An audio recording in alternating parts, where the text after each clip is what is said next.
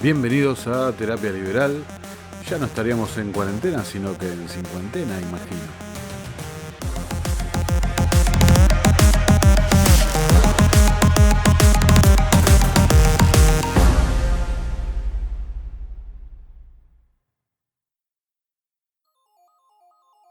Poder y Estado.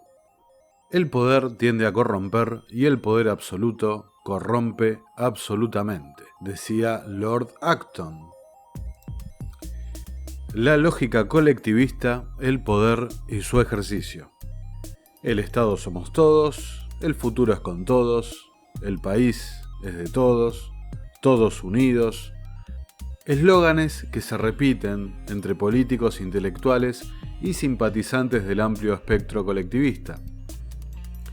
Rápidamente quedan expuestas las contradicciones de estos eslóganes.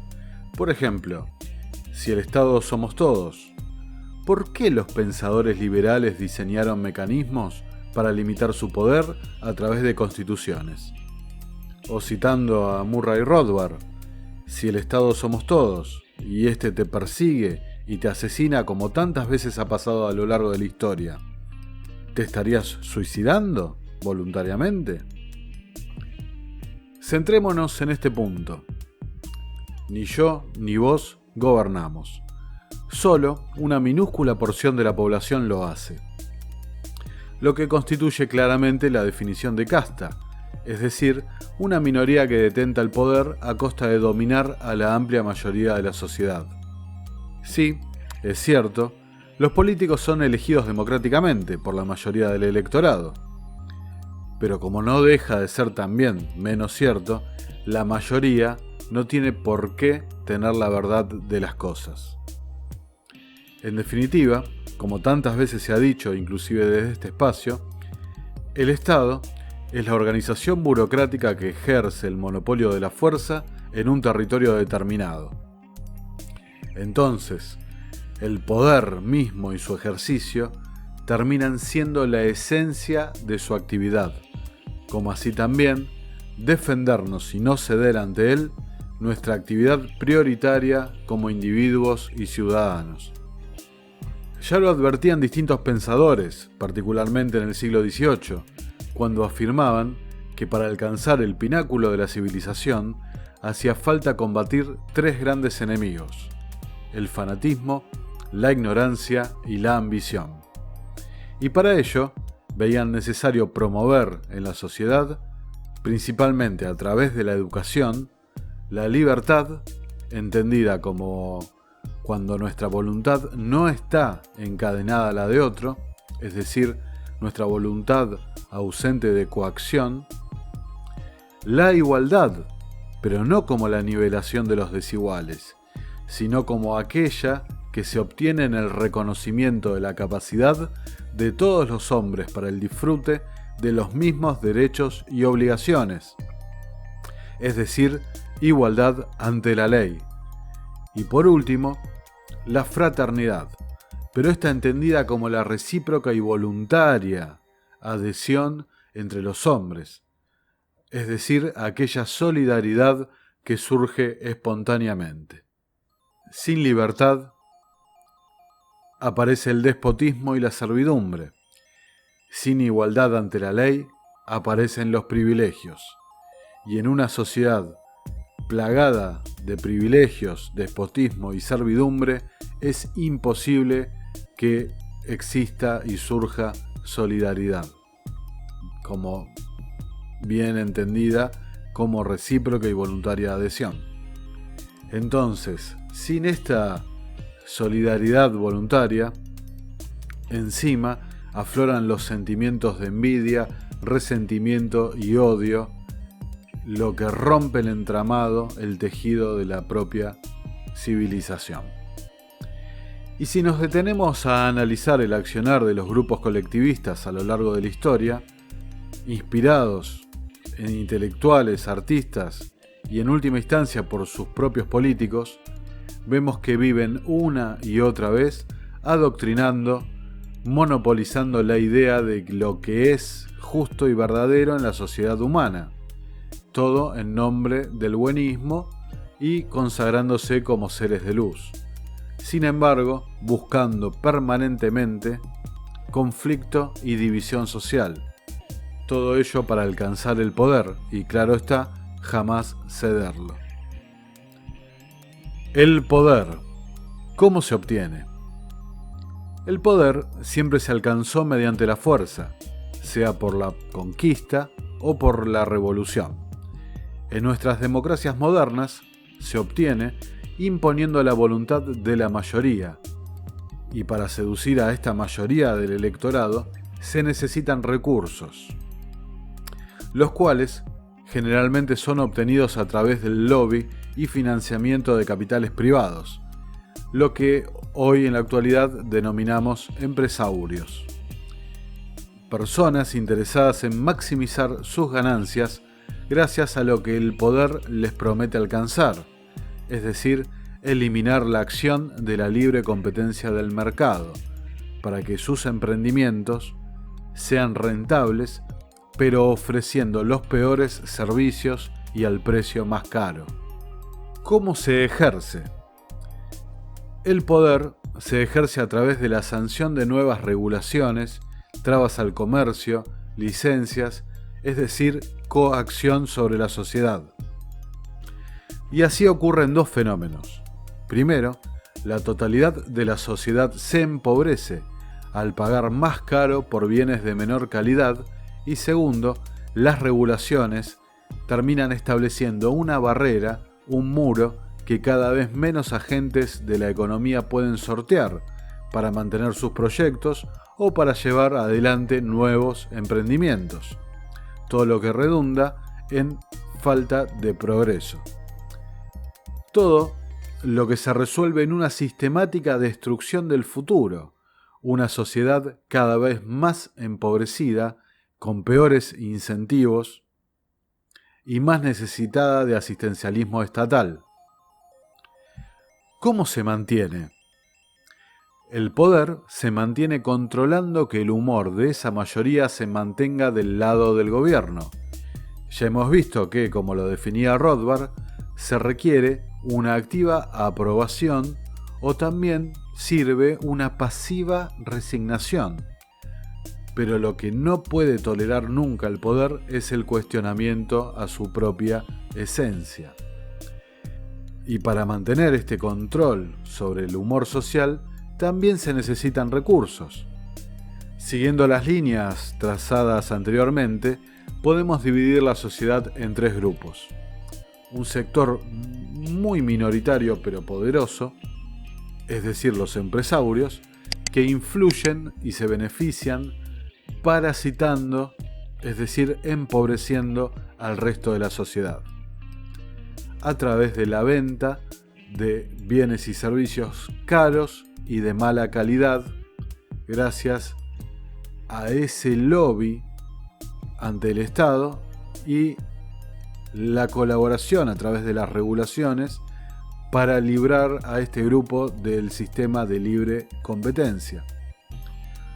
Un segundo sector en la sociedad que sí se somete a la competencia e intenta generar riqueza, es decir, acumular capital.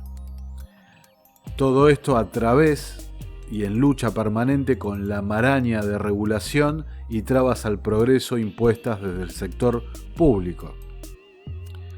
Y por último, podemos encontrar un tercer sector, el más numeroso, es decir, la mayoría, que, imposibilitado de alcanzar el ahorro, intenta solamente sostener su nivel de consumo, lo que logra en su mayor parte a través de la propia asistencia del Estado. Así que en esta suerte de pirámide encontramos dos grupos que dependen del Estado para subsistir y perpetuarse. Uno de ellos absolutamente consciente y manipulando esa situación, y el otro ignorándola completamente, lamentablemente por ignorancia. También encontramos un tercer grupo, el grupo intermedio, de donde el Estado obtiene su mayor cantidad de recursos, a través de los impuestos, fiscalización y multas. El sector al que más oprime el Estado. ya que es el sector más expuesto a esta realidad que describimos. También es el sector más próximo al despertar ante la evidente explotación y violencia que ejerce la planificación central sobre ellos. Por lo que no es tan extraño para estas ideologías privilegiar a un criminal antes que a una víctima. Recuerden que es la aceptación o resignación pasiva de la mayoría a lo que aspira el poder para mantenerse. Y siempre recuerden que la correa ajusta más fuerte al que más se necesita oprimir, es decir, al que no tiene el poder suficiente para acceder a los privilegios del Estado, ni al grupo mayoritario que posibilita y garantiza ganar elecciones. Más de derecha, más de izquierda, más autoritario, menos autoritario, este es el modelo en el que vivimos en los últimos 2 siglos, en particular desde que empezó a formar el concepto de justicia social y estado de bienestar desde el 1880 y principalmente luego de la Gran Depresión en la década del 20. Es decir, vivimos hace tantos años bajo modelos contra el individuo y contra la libertad. La Argentina hoy.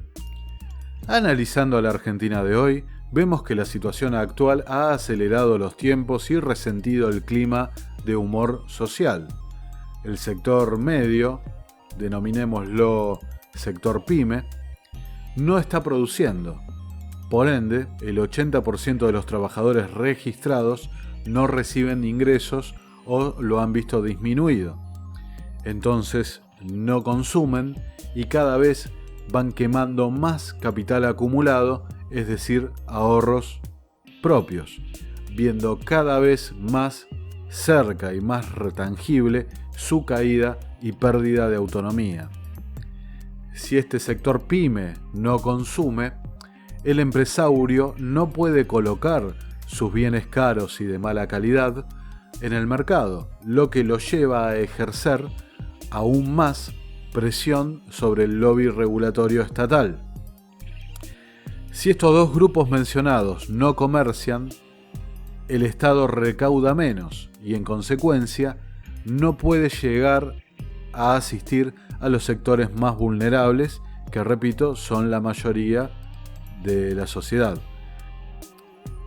Esta circunstancia cambiaría si recurriera a mayor endeudamiento, algo imposible tras entrar en un nuevo default, o a la ya conocida acá en la Argentina emisión monetaria, recurso absolutamente agotado tras 18 años de abusar de este mecanismo y con el riesgo cierto de una actual hiperinflación moderna. El sector mayoritario de la población, que encima se encuentra en continuo crecimiento, para beneplácito del propio Estado, a no confundir esto, porque el Estado necesita la aprobación de la mayoría, ¿sí? Se encuentra este sector con varias situaciones. Salarios más bajos por la caída de la productividad, despidos, pérdida del empleo y especialmente imposibilidad de recurrir al mercado informal por la propia cuarentena. Entonces sufren una fuertísima pérdida del poder adquisitivo del subsidio que le brinda el Estado por el propio peso de la inflación. Y este ingreso que reciben del Estado pasa a convertirse entonces, en esta circunstancia, en su único ingreso disponible.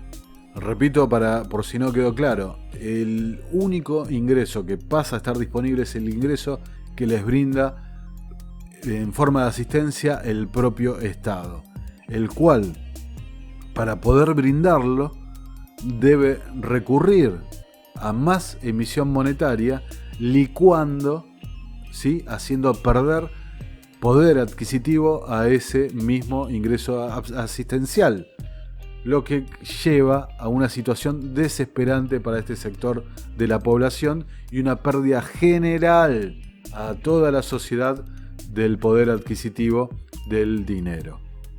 El sentido común indicaría que se debería hacer todo lo posible para generar un shock de productividad genuina. ¿Y cómo se lograría esto? La evidencia empírica abunda en toda la historia de la humanidad. Esto se lograría eliminando regulaciones, bajando impuestos y principalmente el peso del gasto público sobre la sociedad. Mientras más riqueza circule y más se acumule en el sector privado y más emprendimientos se sometan a una verdadera libre competencia, habrá más y mejor empleo y salarios, lo que sacará a cada vez más gente de la vulnerabilidad y dependencia del sistema estatal. Pero claro, esta sería la lógica del sentido común. La lógica del Estado y sus cortesanos es completamente diferente, porque su verdadero objetivo es el poder y el poder por sí mismo. ¿Y qué hace Argentina? Y no desde el 2020. A no confundir, esto no es dada la circunstancia actual que estamos viviendo. Esto es recurrente desde hace casi un siglo. Argentina crea impuestos, aumenta el gasto, ese déficit fiscal lo financia a través de emisión monetaria, es decir, moneda fiat, moneda sin respaldo, sin medir las consecuencias inflacionarias a contramano de todas las teorías económicas. Argentina reprime severamente a la clase media y mira para otro lado ante la coima, ante la corrupción y el mercado negro, destruyendo el sistema de incentivos para el progreso. Argentina favorece a los empresarios con subsidios, con gravámenes aduaneros y líneas de crédito subsidiadas por la propia sociedad, mientras abandona, por otro lado, en materia internacional, acuerdos de libre comercio y se niega a firmar tal como lo hacen los países de la región. Argentina establece precios máximos, una política que nunca, jamás en 4.000 años de historia de la humanidad ha funcionado. Argentina clausura locales, destruyendo sectores pymes, dejando más gente en la calle y por sobre todas las cosas, en 2020 Argentina establece un férreo control sobre los focos de cuestionamiento al propio Estado, estableciendo así una suerte de vigilancia constante sobre sus ciudadanos. El estado de vigilancia. ¿Quién custodia a los vigilantes? Es fundamental para el propio Estado y más en una situación como la presente, donde se empiezan a fracturar el mismísimo relato de su rol y su necesidad a callar las voces disidentes. Para ello, se ha establecido un relato único, casi incuestionable, dejando solamente una dosis de disidencia controlada ante los casos grotescos de inoperancia o corrupción, como, para poner un ejemplo, el Viernes Negro de los jubilados o la compra de insumos y alimentos con sobreprecios. Pero la madre de todas las batallas contra la libertad de expresión del individuo es en otro campo, en las redes sociales. Primero, se persigue y especialmente se promueve la denuncia entre los mismos ciudadanos de lo denominado fake news, es decir, todo aquello que el propio Estado considera falso o contrario a sus fines. Visto de otro modo, una fake news es aquello que contradiga lo que el Estado establece como verdad. Cualquier semejanza con la ficción orwelliana de 1984, les aseguro que no es coincidencia, como vamos a ver. Citando un ejemplo, estas últimas semanas, redes sociales han censurado publicaciones que contradigan las declaraciones de la Organización Mundial de la Salud. La misma organización y dediqué prácticamente un podcast entero a destruir el relato de la OMS, la misma organización que informaba en enero que la enfermedad actual no se transmitía entre seres humanos. Es decir, que en enero expresar en redes sociales que la enfermedad era contagiosa entre seres humanos hubiera sido considerada como una fake news. En otras épocas, tengamos en cuenta que afirmar que la Tierra era redonda o que ella giraba alrededor del Sol también era considerado una fake news y el castigo era perder la vida en la hoguera. Parecería que siempre les ha resultado a los colectivistas más importante conservar el status quo que la verdad misma. Tras 2001, gracias a la divulgación de Assange o Snowden, todos supimos que nuestras conversaciones estaban siendo monitoreadas por nuestra seguridad, ¿sí? Entre comillas.